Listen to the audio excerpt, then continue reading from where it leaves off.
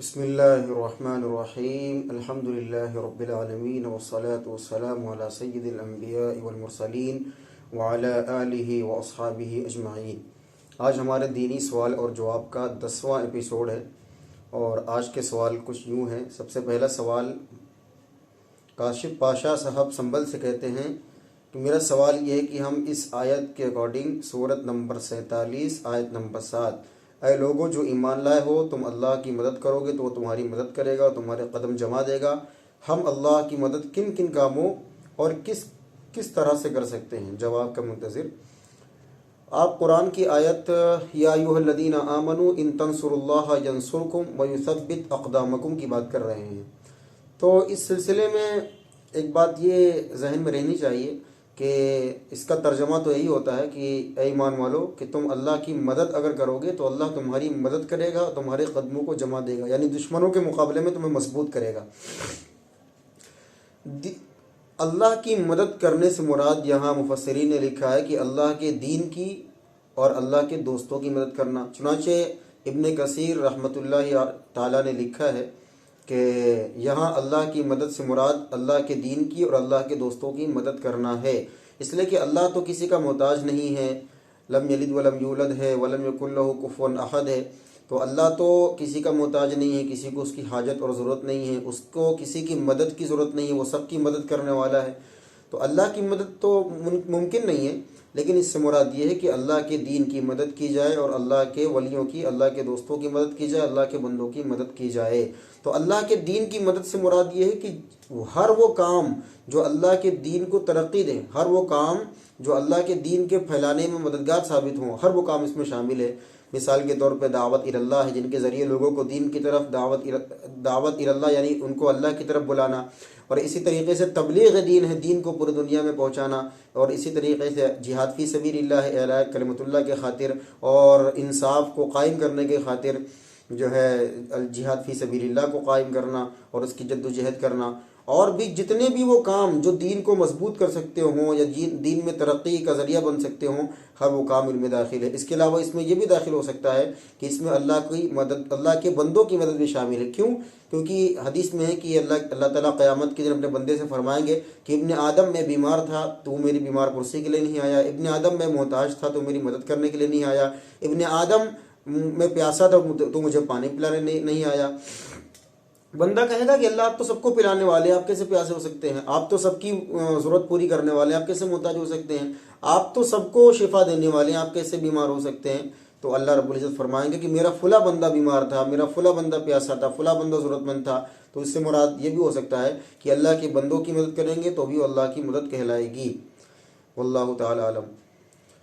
اگلا سوال محمد چاند علی گڑھ سے کرتے ہیں کہ میرا سوال یہ ہے کہ نماز میں تھوڑا لیٹ پہنچے، امام سجدے میں ہے اور ہمیں نماز میں ڈائریکٹ سجدہ کرنا ہے امام کے ساتھ یا پھر کھڑے ہو کر کے انتظار کرنا ہے؟ بھائی آپ سجدے میں ہی شامل ہو جائیں تو آپ کا ثواب بڑھ جائے گا، لیکن بہرحال وہ رکعت تو نہیں ملے گی آپ کو، رکعت اگلی والی سے جوڑی جائے گی۔ شاید یہ سوال کل بھی آیا تھا۔ فیروز صاحب بہرائچ سے کہتے ہیں کہ اگر کسی سے قرض لیا ہو اور اس آدمی کو ہی بھول جائیں، پرانا قرضہ ہے، بھول جائیں، اور اگر وہ اپنی شاپ بند کر کے چلا جائے، اس کی فیملی کے بارے میں بھی نہ معلوم ہو اور اس کا نام بھی نہ معلوم ہو، تو اس میں کیا کرنا چاہیے؟ بھائی دیکھیں فیروز صاحب، کسی آدمی سے آپ نے قرض لیا ہے، وہ آدمی کہیں چلا گیا ہے، اس کا کوئی پتہ نہیں ہے، تو حتی الوسع کوشش کرنی چاہیے کہ اس کے بارے میں پتہ کیا جائے، لوگوں سے پوچھا جائے کہ وہ کہاں رہتے ہیں، اور پھر وہ ان کو آپ ان کا جو مال ہے وہاں تک پہنچائیں۔ اگر ان کا پتہ نہیں لگ پا رہا ہے تو ان کے ورثہ جو ہوں، ان کے گھر کے لوگ، ان کے بیٹے یا آل اولاد یا ان کا کوئی رشتہ دار ایسا ہو جہاں پہنچا سکتے ہیں پہنچائیں۔ اگر یہ بھی ممکن نہ ہو تو اس مال کو رکھ کر کے انتظار کریں، اگر محفوظ رکھ سکتے ہیں تو جب تک وہ نہ ملے آپ اس مال کو محفوظ رکھیں۔ اگر وہ ملتا ہی نہیں ہے، کسی اعتبار سے بھی کوشش کرنے کے باوجود نہیں مل رہا ہے، تو آپ اس کی طرف سے اس مال کو صدقہ کر سکتے ہیں، لیکن اگر وہ بعد میں آ کر کے مطالبہ کرے گا تو اس کے باوجود آپ کو وہ مال اسے واپس کرنا پڑے گا صدقہ کرنے کے باوجود۔ مزمل صاحب دبئی سے کہتے ہیں کہ عشاء کے وقت ساتھیوں کے انتظار میں 1-2 رکعت نکل جاتی ہے تو کیا کریں؟ ان کو ساتھ نہ لے جائیں، اکیلے نکل جائیں، پھر ان کے نہ آنے کا اندیشہ بھی کم ہو جاتا ہے، ان کے آنے کا اندیشہ بھی کم ہو جاتا ہے خود سے آنے کا۔ بھائی آپ ان کو ترغیب دیں، اور جیسے انتظار کرتے ہیں 7 بجے مان لیجئے یا 8 بجے عشاء کی نماز ہے تو 8 بجے انتظار کرتے ہیں تو ہم ان کو 7:45 بجے بتا دیں. اور انتظار کیوں کرتے ہیں؟ مطلب آپ خود جا کر کے ان کو بلا کر کے لے آئیں. تو جماعت کی نماز نہ چھوڑیں، بہرحال اچھی بات نہیں ہے. تکبیر اولیٰ کی ایک فضیلت ہے، باقی نماز آپ کی ہو جائے گی اس میں بھی. وسیم صاحب جے پور سے کہتے ہیں کہ تہجد کی نماز کے بعد ساری لائٹ بند کر کے بالکل اندھیرا کر کے دعا مانگ سکتے ہیں یا نہیں؟ جی ہاں، مانگ سکتے ہیں. انس مرزا بہرائچ سے سوال یہ ہے کہ 2 رکعت نماز پڑھ رہے ہیں، غلطی سے دونوں رکعتوں میں ایک ہی سورت پڑھ دیا تو کیا نماز ہو جائے گی یا پھر دوبارہ پڑھیں؟ جی نہیں، نماز آپ کی بالکل صحیح ہو جائے گی، اس میں کوئی حرج کی بات نہیں ہے. جان بوجھ کر تو ایسا نہیں کرنا چاہیے، لیکن اگر کسی نے کر لیا ہے تو پھر نماز لوٹانے کی ضرورت نہیں، نماز صحیح ہو جائے گی. معراج صاحب سیتاپور سے کہتے ہیں کہ میں ناسک میں کام کرتا ہوں، جہاں میں کام کرتا ہوں وہاں مسجد کافی دور ہے، تو ایسے میں اذان تو بالکل بھی نہیں سنائی دیتی ہے، اور جب نماز کا وقت ہو جاتا ہے تو ہم یہاں کارخانے میں ہی نماز پڑھتے ہیں.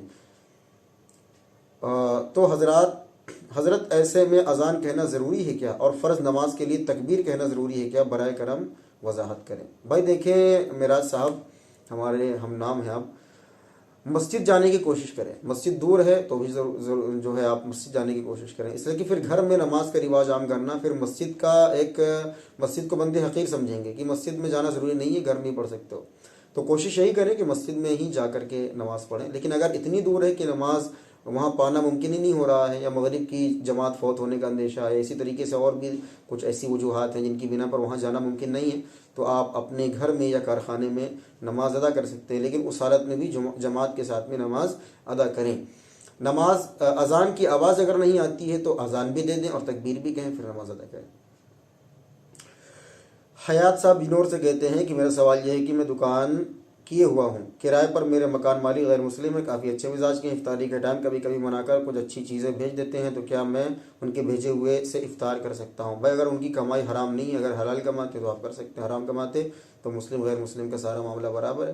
بہتر یہی کہ احتیاط کریں، آپ اپنا کچھ کھا لیں، اس کے بعد بھی پھر وہ کھا لیں اگر ان کا مال پاکیزہ ہو تو. عمران خان صاحب سیکر راجستھان سے سوال یہ کہ فرض نماز کے بعد ماتھے پر ہاتھ رکھ کر یا قویو پڑھتے ہیں، کیا یہ حدیث سے ثابت ہے یا پھر وظیفہ ہے؟ بھائی یا قویو پڑھتے ہیں یا کچھ اور بھی پڑھتے ہیں تو بہرحال اس کی اجازت ہے. حدیث میں آتا ہے کہ حضور صلی اللہ علیہ وسلم سے بھی ثابت ہے کہ آپ نے جو ہے پیشانی پر ہاتھ رکھ کر کے پڑھا ہے سبحان اللہ و بحمدہ، جو بھی دعائیں ہیں، تو اجازت ہے اس کی. یہ ضعیف حدیث ہے لیکن اگر کوئی کرنا چاہے تو کر سکتا ہے، چونکہ یہاں پر کوئی عقیدہ یا عمل ثابت نہیں ہو رہا بلکہ ایک فضیلت کی بات ہے، تو پڑھ سکتے. اگر کسی کے بزرگ نے کسی کے شیخ نے بتایا ہے تو کوئی حرج کی بات نہیں ہے. باقی حدیث سے ثابت ہونا اس کا ضروری نہیں ہے، چونکہ یہ ایک آپ کا عمل ہے. ہاں ضروری سمجھ کر کے یا سنت سمجھ کر کے اس کو نہ کریں. سوال کرتے ہیں کہ فرض نماز کی اقامت میں کوئی بندہ غلط تکبیرات کہہ رہا ہو تو اس سے کیا نماز میں کوئی فرق پڑے گا؟ غلط تکبیرات سے کیا مراد ہے آپ کی؟ کس طرح کی تکبیرات کہہ رہا ہے؟ پوری وضاحت کریں تو پھر بات کی جائے گی اس پر. سوال کرتے ہیں طلاق شدہ عورت کے بچے کا کون سے باپ کی وراثت میں حصہ ہوگا؟ جس سے پیدا ہوا ہے اس کی وراثت میں حصہ ہوگا یا ان کی ماں نے جس دوسرے شخص سے نکاح کیا ہے اس کی وراثت میں؟ بھائی اس کے اصلی باپ کی وراثت میں سے اس کا حصہ لگے گا، یعنی جس نے اس کو پیدا کیا ہے تو اس کی وراثت سے ہی اس کا حصہ لگے گا. تو بہرحال آج کے سوالات اتنے ہی تھے، الحمدللہ جوابات دیے جا چکے ہیں، اور اللہ تعالی ہم سب کو سمجھنے کی اور اس پر عمل کرنے کے توفیق نصیب فرمائے. السلام علیکم ورحمۃ